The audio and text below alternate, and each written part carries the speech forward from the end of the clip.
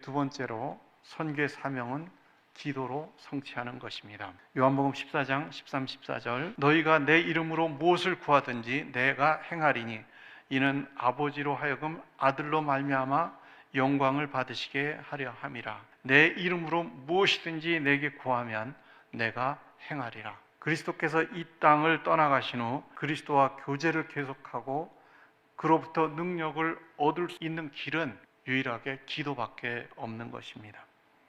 예수님의 이름으로 구한다는 것은 예수님의 권한과 자격을 힘입어 구하는 것입니다. 마치 아들이 아버지의 허락하에 아버지의 신용카드를 가지고 물건을 구매하는 것과 유사한 것입니다. 그러므로 우리가 기도할 때는 겸손해야 합니다. 마치 내가 기도를 했기 때문에 또 내가 무슨 능력이 있기 때문에 이런 일이 이루어졌다고 생각하는 것은 올바른 기도가 아닙니다. 나의 자격이 아니라 그리스도의 자격으로 구하는 자로서 우리는 겸손해야 합니다. 기도응답의 중요한 조건은 바로 하나님의 뜻대로 구하는 것입니다. 선교를 위한 기도는 하나님의 뜻을 따라하는 기도입니다.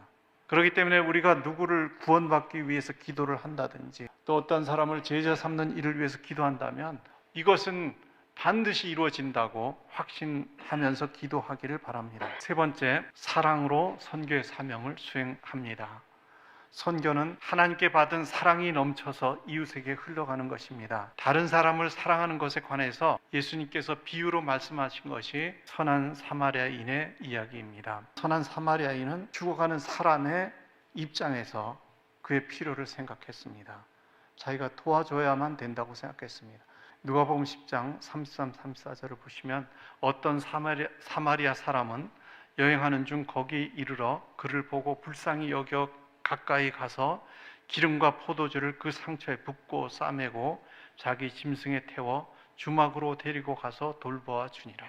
다른 사람을 불쌍히 여길 줄 알고 그들의 필요를 채워주는 것이 이웃을 사랑하는 것입니다.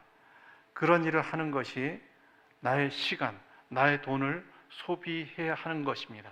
그럼에도 불구하고 기꺼이 그것을 지불하는 것은 바로 다른 사람, 이웃의 필요에 내 자신을 드리는 것입니다.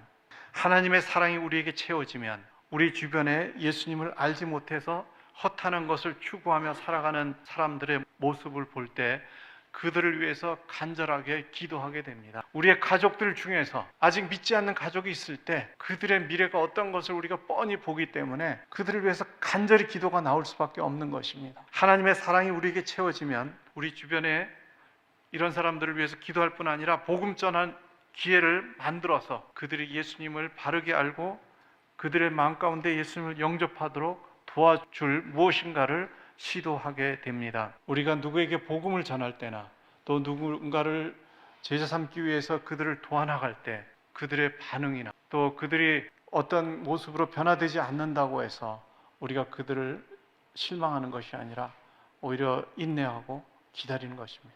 저는 병원에서 기도하면서 주님께서 저를 위해서 얼마나 많이 기다려 주셨는가를 생각하게 됐습니다. 눈물이 날 정도로 참 제가 주님 앞에 모질게도 했구나.